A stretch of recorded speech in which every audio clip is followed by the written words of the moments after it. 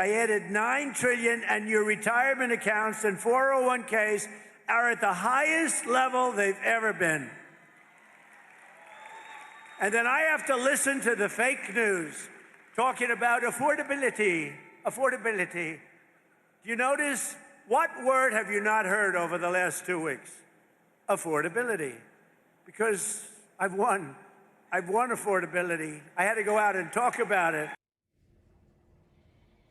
Affordability, mission accomplished. Why don't you get a banner behind you next time? See how Americans agree or not. That was Donald Trump saying he's won.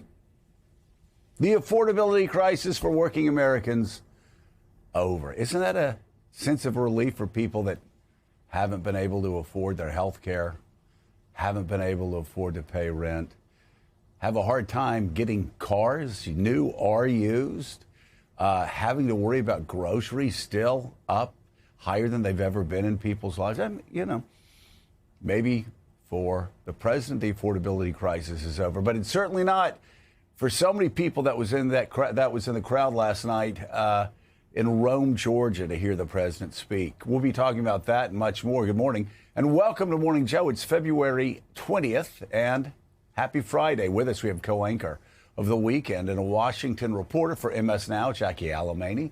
We have the host of Pablo Torre Finds Out, MS Now contributor Pablo Torre.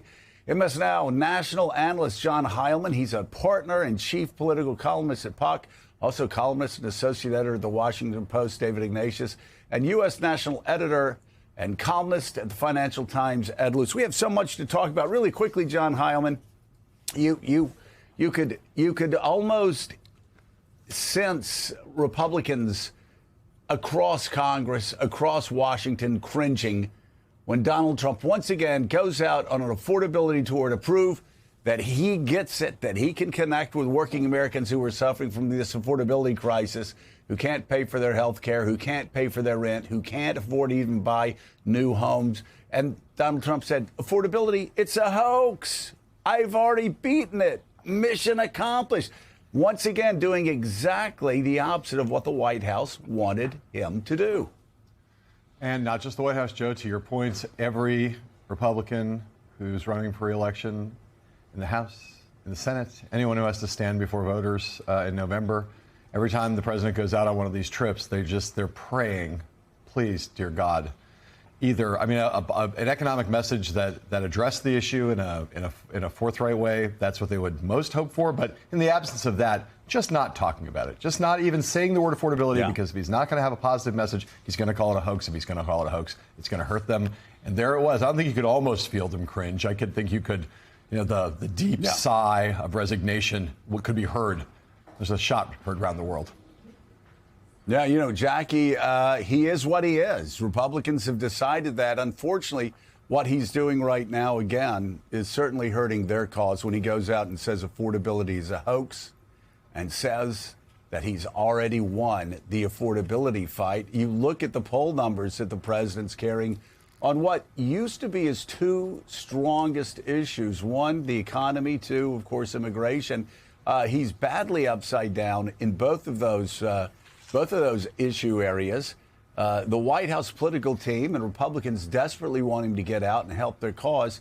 But he gets out and he talks about how affordability's been taken care of and things are better than they've ever been before. Again, it's so hard not to hearken back to the Bidenomics campaign, where Joe Biden and his team looked at a lot of macro numbers, said things were going great. Let's go out and tell people how great Bidenomics is.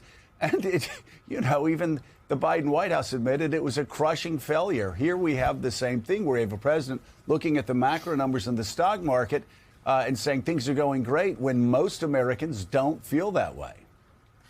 That's exactly right, Joe. It's a lot of deja vu here. I mean, there were two decent data points that the president obviously held on to pretty strongly this week, and that was that inflation numbers were softer than anticipated, and also that employment growth in January was up by more than double than economists had anticipated. But he skimmed over a bunch of other negative numbers, primarily that U.S. imports had grown and also that trade deficits in goods had hit a record high. And along with all of the lived experience of his constituents, of people who voted for him, who have said time and time again that things are just too expensive, that grocery prices in Rome, Georgia, where he went to yesterday, are now more than they were a year ago when he went to Rome, Georgia, or actually that was Right. 2 years ago now in 2024, when he said that before the election that it was his job to lower those grocery prices. So, Trump huddled with his campaign team and people in the White House who are trying to redirect his strategy on affordability this week, and basically given him a talking to that this is going to dramatically hurt Republicans in midterms if he doesn't get on message. But we had on MS Now White House reporter Jake Traylor just a little bit earlier who said that they have sort of acquiesced to the fact that at the end of the day, Trump is just going to be Trump when it comes to these talking points. And it seems like he's still not taking it very seriously. And the Democrats cheer. Well, every time he says affordability's been taken care of, you look at December prices, the last one. And the way he says affordability. Right. Affordability. Yeah. Exactly. China. Very mocking. But again, you look at in December, you had grocery prices go up the fastest clip at any time since 2022. People aren't feeling like the affordability crisis is over. Now,